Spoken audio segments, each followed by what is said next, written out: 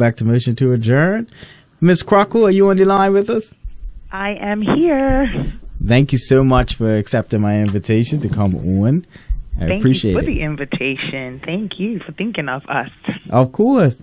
So just in case there's anyone in the listening audience who doesn't know you, which I would find it hard to believe, but would you mind introducing yourself and, how your journey took you to becoming the executive director of the Women's Resource Center? Oh, wow. That's a loaded question, but I'll introduce myself. So I'm Winnie Crockwell. I'm a mom. I have 3 sons who take up a whole big, wonderful portion of my life. I'm also a nonprofit professional, so I've been working in the nonprofit space for the last 8 years. But I'm also a holistic therapist, and that's kind of what I'm most known for the work that I do with women in our community. And I think that last bit is what led me here to my role as the executive director of the Women's Resource Center. I had just been working privately with women. It was my passion project, something that I loved. Became certified as a therapist in 2020. And God just opened these doors for me to come here and literally do what I love, what I was doing every day anyway, for my actual job. So that's kind of the short version of who I am and how I got here. Thank you so much. And would you be able to give just a synopsis or just an overview of the Women Resource Center and, what goes on there and what services it provides? Okay, sure. So the Women's Resource Center is exactly what it sounds like it is. It's a resource center for women. And so what we do is we offer support services, we offer education and training, and we offer advocacy and awareness on all issues that affect women. The services that we provide in-house include community education workshops and counseling, as well as court advocacy and legal support. And then when we are not able to meet the need, we help refer women to other agencies that can assist them with whatever it is that they need. So we are literally a resource center for women. And I think that's amazing. And what really prompted me to have this conversation is because we've seen recently just a rise in, domestic violence and different things that primarily, I won't say only because, I know some people get away, but primarily affects women. So, I really wanted to kind of highlight some of the resources that women have in the community that can assist them through those sort of things. So is that something that, really is kind of on the top of your radar as well? It's definitely on the top of our radar. So just for a little bit of history. So the Women's Resource Center was actually formed or established in 1987 as the Rape Crisis Center. So we began as a crisis center reacting to issues of abuse in Bermuda. And so over time, we evolved from that to the Women's Resource Center. But assisting women and providing them with support when they are experiencing abuse of any form, not just sexual abuse or just domestic abuse, is something that's really important to us. So we do continue to provide support for that, but we don't provide that exclusively. And we work with the Center Against Abuse to ensure that any woman who does come to us who is being abused is able to get the support that she needs to be safe, and if she chooses to take things further as far as seeking justice in the courts. So that is something that we do, and I've been in this post for just about 2 months, and I have to say that a large majority of our calls, maybe I want to say as much as 60% of our calls, have been either domestic violence related or harassment related, where women are calling for support in those areas. And so that does take up quite a bit of our time on a day-to-day basis. No, I can imagine. And, what are some of the things that, community can do to support the Women's Resource Center and also to help, kind of curtail these stats, because they're actually quite, any one is concerning, but these statistics are pretty concerning as far as the rise that we're seeing in these particular cases. Yeah, and so I want to make an important distinction first. So what we're seeing is a rise in the reporting. That doesn't necessarily mean that it wasn't always at this level, right? Because we can only give statistics on what is reported. And so since the COVID pandemic, where everybody was home and isolated, we saw a rise in the reporting of domestic violence-related incidents. But that doesn't mean that it wasn't happening all along. So I think that's really important because there's so many women who never report for whatever reason, and that's a personal choice. But what can the community do? Well, first, awareness and education is key. Just being aware of the fact that this is happening in our community, and if you know about it, if you hear about it, if you see a woman that appears to be in a compromising situation like this, have compassion for her. Let her know that you're there for her. And then, of course, please assist her by referring her to places like the Women's Resource Center or the Center Against Abuse so that she can actually get support. I think we have a culture where we don't act on things. We might talk about it, we might tell our friends about it, gossip about it, or even judge people about it. But what people need is compassion, and they need support. So if there's anything that you can do, if you see that happening, you have to support the person. And then I think a lot of it has to do with breaking some traditional behaviors, traditional gender roles that exist in our minds. We think that women have a certain place, that we're the less dominant sex, so we have a role to play in a marriage or in a relationship that is subservient, and that's not always true, right? Or that a man should be the more dominant person and should exert that kind of power over a woman. That's not true. Each relationship needs to have its own dynamic, right? So if we start to have these conversations and break down these gender stereotypes, that helps because we're changing people's mindset. You're helping men realize that it's not their role to dominate a woman. That's not their role in a relationship. That's not their role in the community. We're equals, and we're here to support each other, right? So those are some of the things that anyone can do to be able to combat this epidemic of domestic violence. But in a more intentional way, you can support the entities that provide the support to the victims. You can support them financially with donations. It takes money to run charities, and it takes money to provide support to people in crisis.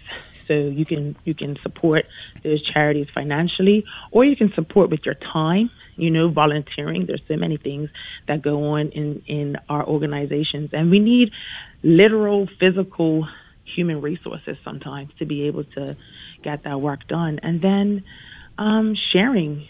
Like us on social media, share our content with someone who you think could benefit from it. Those are just small ways that you can spread a positive message, that advocacy and that awareness piece that we try to do.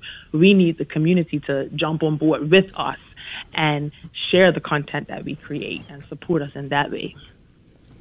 Yes, excellent. And just because I know, obviously the charity sector is always, looking for that sort of support. How has the charity sector fared? How has the Women Resource Center been holding up in that regard as far as support financially and physically?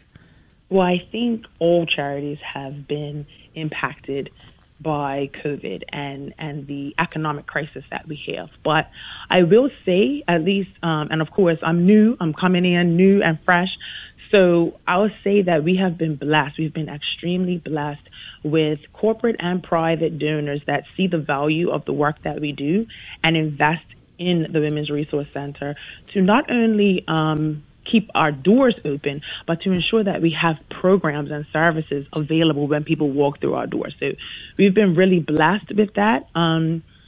But at the same time, it means that we have to be really strategic with how we spend our money because it's not overflowing in abundance. So there are some programs and services that we wish we could provide, that we kind of have to choose. Well, what are we going to do?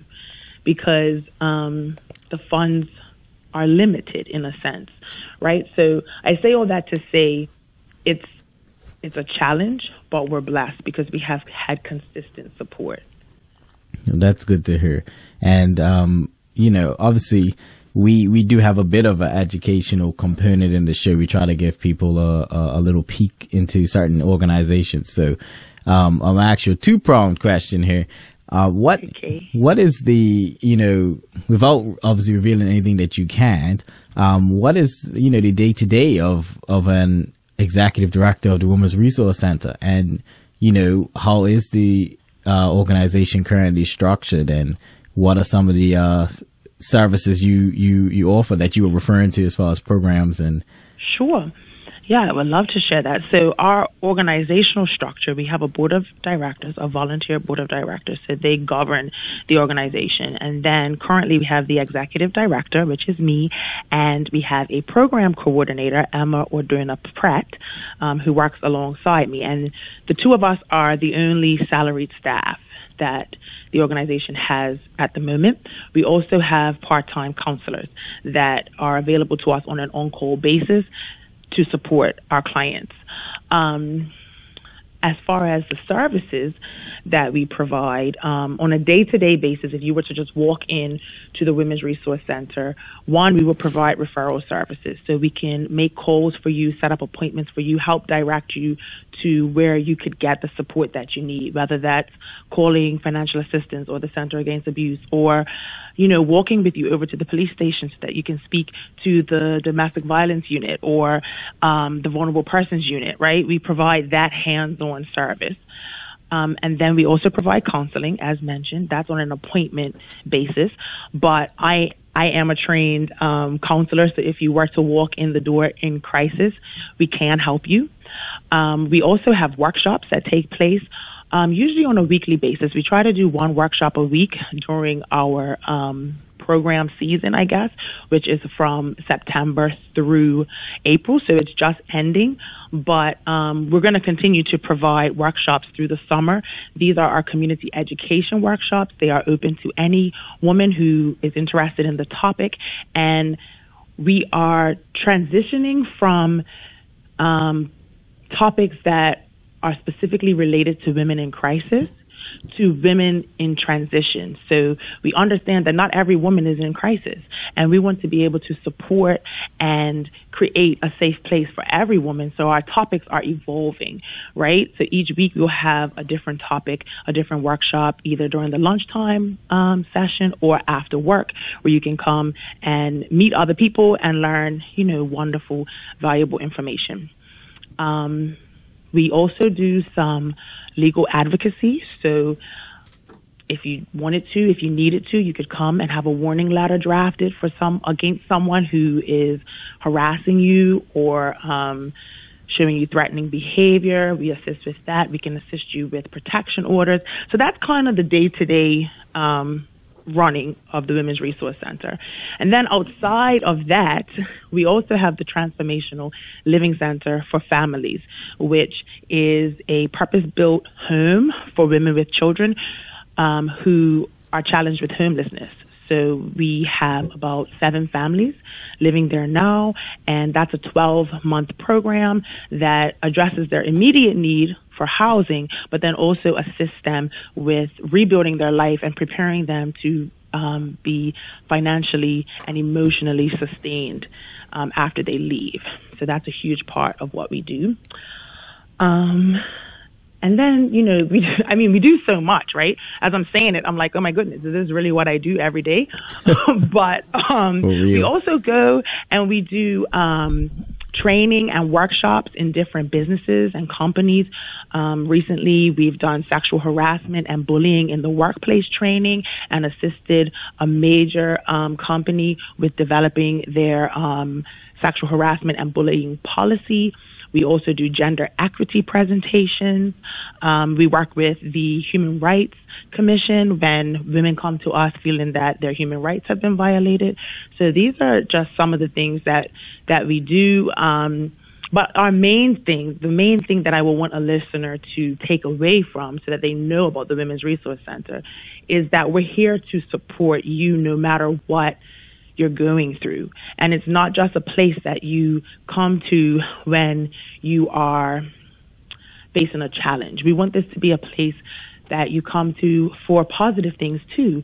You know, we're working on different support groups to help women as they transition through life, but we're also working on having sessions about real estate and buying homes and investments. We just had a session on investments last week.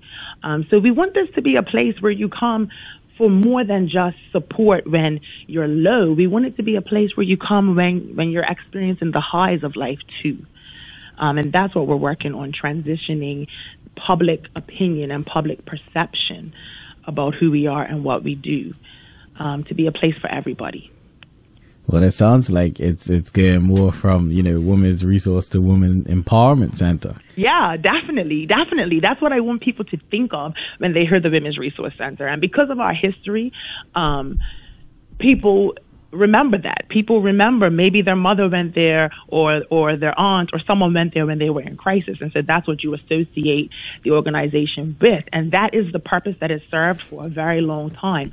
But since 2015, we've been doing so much more than that, right? My predecessor, Ms. Elaine Butterfield, she worked so hard to develop empowerment programs that are run out of this center. And I'm so blessed and so lucky to be able to inherit that foundation and take it to a new level, and I'm really excited about it. I know Emma, our program coordinator, is really excited about it. And we really hope that Bermuda's going to get really excited about it with us. Yes. And it all sounds really exciting.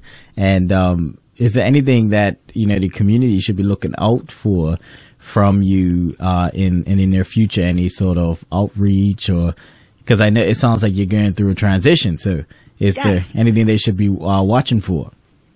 Well, I mean, like I said, volunteers, if you have a expertise that you think could be beneficial to the Women's Resource Center, if you think that you can provide a workshop for our clients or for the broader community, just please contact us. Give us a call, come by. We would love to chat with you. Also, when it comes to things like support, you'll see just literally maybe an hour ago, the Royal Gazette published that the Women's Resource Center, in collaboration with the Center Against Abuse and Scars, has launched a support group for survivors of sexual assault. And so we're looking to launch several other support groups covering different subject matters throughout the rest of the year. So look out for that. And if it's something that you think you can benefit from, come and join. Or even if it's something that you think you can help others with, if it's something that you've been through, maybe you've been through, a tragic loss and you want to come and join our grief support groups so that you can share how you made it through that, or we're hoping to start a LGBTQ community support group as well. So these are the things that I want the public to listen out for so that they can get involved in, because they're only successful when we have community engagement. So I can create it, the Women's Resource Center can promote it, but if we don't have community engagement and community support, then it's not going to be impactful. So those are the things that everyone can look out for. Hey, thank you so much. And, you mentioned a bit earlier of choosing between certain programs, but if I was to give you, let's say I handed you a big check, what were some of the dream programs that you would really want to see done at the Women's Resource Center? Well, first I would definitely say our counseling support program. So it exists already. However, I would love to have an in-house counselor that, comes to work every single day to service the clients of the Women's Resource Center, and doesn't have to split their time between anything else. So that's a dream.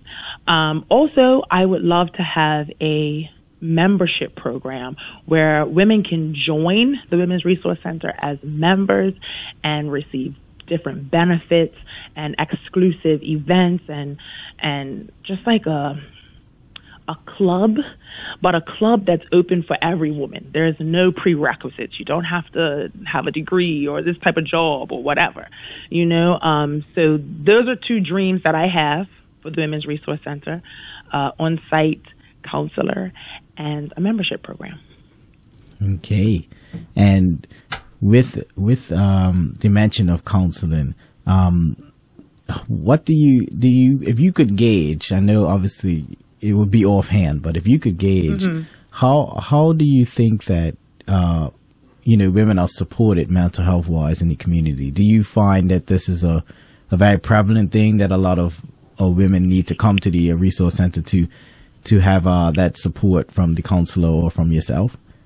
Well, definitely. So one thing, I don't know if people are aware, but unless you have insurance, there's nowhere where you can go and receive counseling without a charge.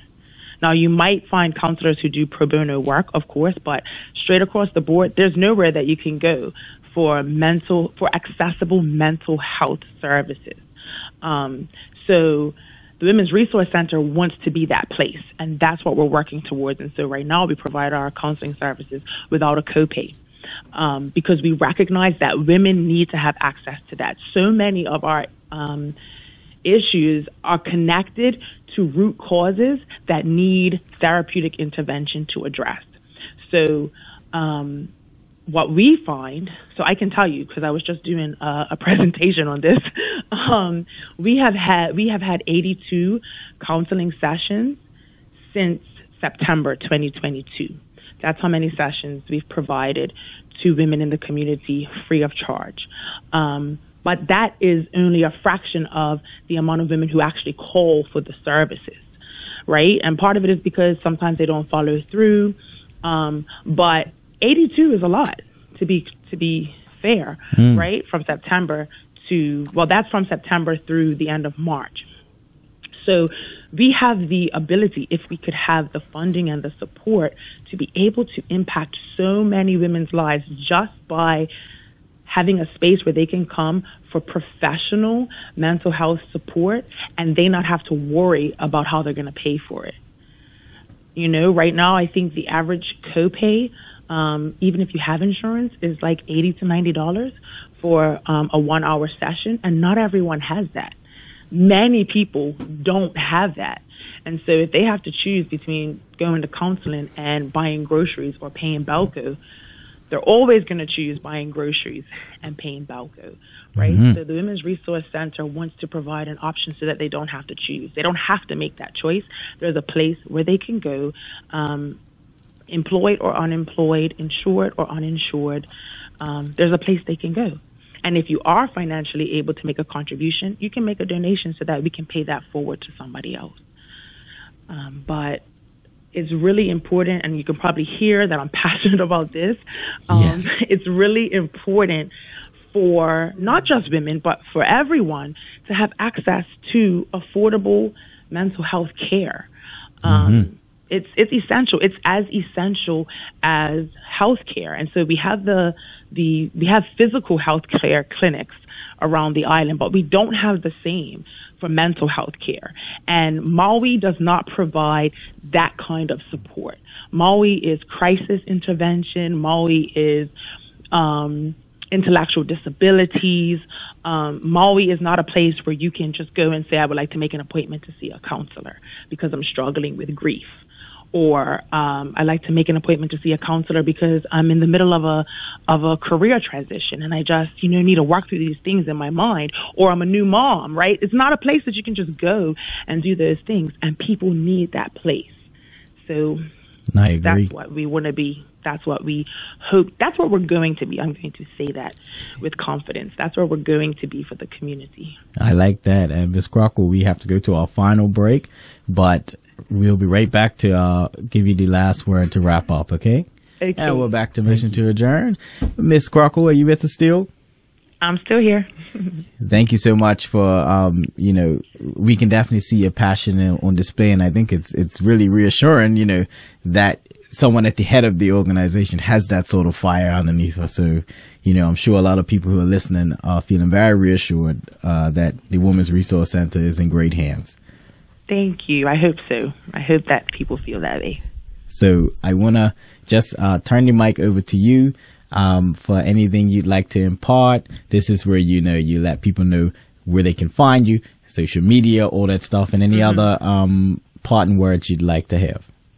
Sure. So, first of all, the Women's Resource Center is located in Sophia House, 48 Church Street, Hamilton. So we're centrally located. You can come by and just walk in, and we'll be happy to help you. But if you want to give us a call, you can call us on 295-3882. Our website is wrcbermuda.com, and we're on social media, Facebook, the Women's Resource Center, Instagram, WRC Bermuda. So we're very accessible, and we are ready to welcome you, to support you. And also, please look out on our social media channels for our calendar of events, so that if you want an introduction to the Women's Resource Center, you can pop into one of our free events and see what we do here. And we would love to have you. 2 follow-up questions. Hours of operation, and are there any events coming up really soon? Yes. Okay. Hours of operation. So I should have said that we are open from 9 a.m. to 5 p.m. At our Church Street location. And events coming up soon. Well, next week on the 4th of May, we have a presentation actually by one of our sister charities, Bermuda Cancer and Health Center. So we are going to be having a oh goodness, I'm stumbling on my words. I want to make sure I say it right. Reduce your cancer risk presentation. Yes. So Azuri Williams is going to be coming by to give a free presentation on healthy living and ways to reduce your cancer risk. And then we're going to be having some Mother's Day themed events on the 16th of May. That's a Tuesday at 1 p.m. We're going to be having a workshop for new moms, coping strategies, postpartum, all that kind of stuff we're going to talk about. So those are our 2 events that we have scheduled already, but there will likely be some more events in May. So just stay tuned. Well, thank you so much for giving us some of your time. I know you must be extremely busy with everything that the Women's Resource Center does. So we appreciate you coming on. I appreciate the opportunity. Thank you. Hopefully we'll have you on for another time to get a follow-up from you, since you're 2 months in, so I'd love to check you in about 6 to 8 months and see how you're making out. Yes, check in with me. I could give you a progress report. I appreciate that. And you be safe. Thank you so much. We hope to have you on again. You as well. Take care. Take care. Bye. Okay. Bye-bye. All right. So thank you all so much again for your continued support. Dawn, that's another one. I think a really good one. Yes, indeed. Very informative. Yes, and also kudos to Famous. He pushed through. He was feeling under the weather. He still came on. So that shows you, we really love this show and being able to inform you. So please continue to support us. We really appreciate it. Again, I always tell you every week, reach out to us. Social medias are open. You see us on the street, stop us. We enjoy hearing from you. And if there's any topics that you would like to hear about on the show, don't hesitate to give us a nudge or give us a buzz. Okay. So with that, I'm gonna get the gavel, because last time Dawn told me I didn't do it. Yeah, you forgot the gavel. Motion to adjourn always has a gavel. That's right. When you guys finish. So with that, we'll adjourn to next Thursday. Thank you all for your support.